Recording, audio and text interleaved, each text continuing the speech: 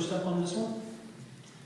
For projects that were already approved by DeKalb County but not yet built, such as High Street, what is your understanding of the options the city may have in dealing with these developments? Okay. First, good question. It's a very important question. It highly affects the schools and other issues. But the understanding I had on High Street, it was originally going to be 3,000 apartments, 3 high-rise buildings, 30 floors for 2 and 40 floors for the last one. The DeKalb County went as far as to redistrict and put them so they would go to Austin. And of course, that's very attractive if someone's going to rent an apartment or a condo. But from my understanding, what I've been able to research, and I'm no attorney, but I've had a couple of them send me stuff, is we have an opportunity right now with the zoning rewrite to change one word in there, and it has to do with vested rights. And then we would have a case, possibly, I mean, they could come back and fight us, but you'll probably find with the State Farm going in where it is, they'll find a better use for that land than putting apartments. I am not against apartments. I lived in one up here when I moved up here. I'm against anything that brings more people into Dunwoody, whether it's zero lot lines or apartments, until we make sure the schools and the infrastructure are capable of handling. There should be impact fees in that district.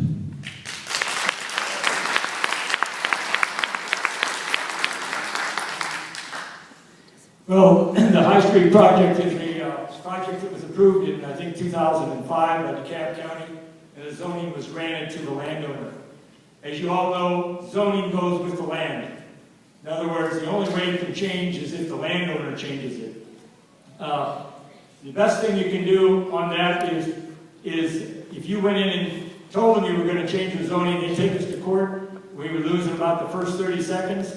And we would pay their legal bills, our legal bills, and probably get a frivolous lawsuit. But what can you do? Well, the comprehensive land use plan has a couple things in there, if you read that real closely, about density in that area. That may hold water. We're not for sure. The second thing is that to negotiate with the people that are there, and including the PCID and including the landowners, to say, you know what? Do you want to be a good citizen here? Do you want to be accepted in our city? If you do, then, we would like to see you build not apartments, but owner-occupied condominiums.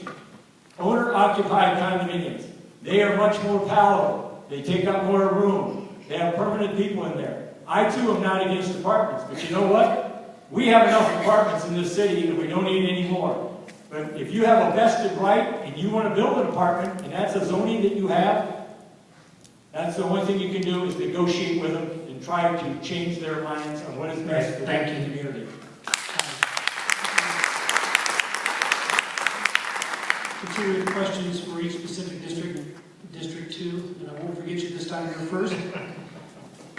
What is your opinion of the current code of ethics? Is there anything you would change? I'm sorry, could you repeat that again? What is your opinion of the current code of ethics? Is there anything you change? The code of ethics, I think right now it's definitely important to have in a city, and my only concern with it right now is that it has become a political football. And right, wrong, or indifferent, we're getting to a point, I think, in Dunwoody is every time we hear something coming up with the code of ethics, we instantly start to associate that with the person involved with it, or it's also, I think, from what I've heard from a lot of citizens, is it's starting to get to that point to where it's just, like I said, a political football. If you're mad at someone, you're not getting something in a negotiation, or there's some political capital to be gained there, we go and we take the person to the ethics board. I think it's very important to have a code of ethics like the one we have here in Dunwoody. I think it's even more important to be good stewards of that code of ethics and to treat each person equally under that code of ethics.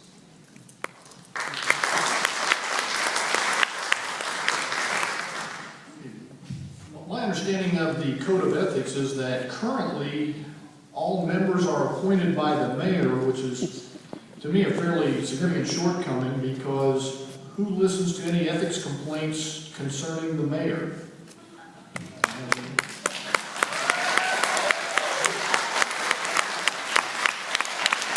Beyond that, I'm concerned with the use of ethics attacks as a means of political retribution, and that is something that we need to avoid at all costs here in Dunwoody. Thank you. I think we can all agree that we're sick of ethics. I think that's one thing that, you know, we're kind of overhearing in the paper, and we're over having that come out. I think that if there's anything to be in the process, we need to have a faster process. And the other thing I think we need to do is be aware that the mayor might select the candidates, but they're approved by council. But we do need a better ethics process, and we do need to review it. I think we've had a tough year going through ethics, and I think we can do a better job.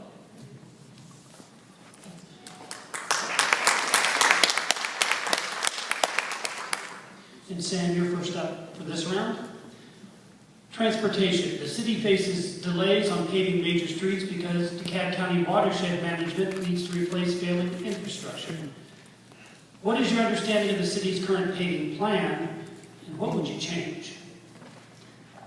I think, you know, one attitude that kind of held in Dunwoody for a while was Dunwoody good, DeKalb bad. You know, we're gonna sink or swim. If DeKalb sinks, we're gonna sink with them. We need to work with those folks in DeKalb, down in Decatur. We need to make sure that that we understand their plans, that we can figure out how to affect their plans, because I know that's going to be a big issue on North Peachtree, because they're talking about doing some water pipe work on North Peachtree, and that could affect our plans for 2014 to do the Tilly Mill intersection, the Tilly Mill North Peachtree intersection. It's absolutely important that we work with those guys, and if it's going to take longer than what they planned, then we need to figure out how we can move that money to work on another intersection. You know, we need to move forward with fixing these intersections. We need to be careful about how we design them, but we absolutely have to work with DeKalb, and we can't just assume because they say that they're going to hit a certain date that they're going to hit it. I mean, why did we become a city in the first place? Because they were promising things that they weren't delivering. So we need to be sure to keep an eye on that.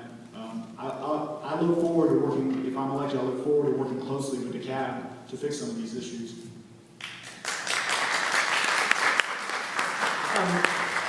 I'll somewhat echo those comments. When we do a road project, the city of Dunwoody takes great care to make sure that we've replaced all of our stormwater pipes under that section of paving. Reason being, obviously, is you don't want to lay fresh asphalt and then have to come up and tear it up in the next few years. We're trying to do the same thing with DeKalb County when they put in their water and sanitary sewer lines as well. It's coordination, it's intergovernmental agreements, it's working well together. It's not Dunwoody versus DeKalb. It's doing what's right for the citizens, and it's just, you know, good old-fashioned work, and it needs to be done.